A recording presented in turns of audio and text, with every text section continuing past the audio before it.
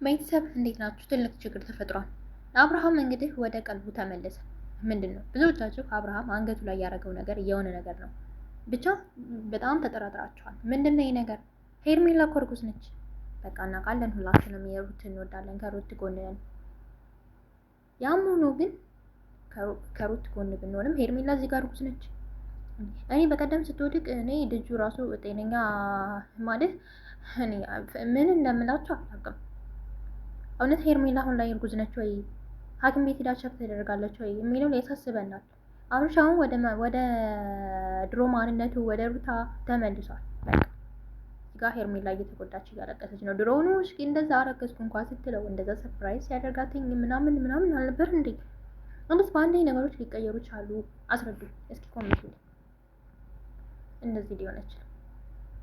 ጭራሽ ኤፋ ካጠገቡ እንዳደርሽ ሁለተኛ እንዳትደውይ ከወንድሜ ጎን እንዳላይሽ ብሎ ሄርሜላ እያለቀሰች ነው የተለያዩት።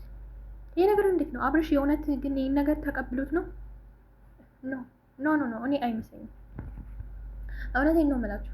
አብርሽ እስኪ ወደ ራሱ ተመልሷን የምትሉ ኮምንቱልኝ እና አብርሽ አልተመለሰም። እውነቴን ነው የምላችሁ። እና ብዙዎቻችሁ እንደተጠረጠራችሁ ደግሞ አንገቱ ላይ ሩት ያደረገችለት ነገር ያን የሆነ ነገር ነው እያላችሁ ነው። በዛ ላይ ሄርሜላ እንድትነካው አይፈልጉም።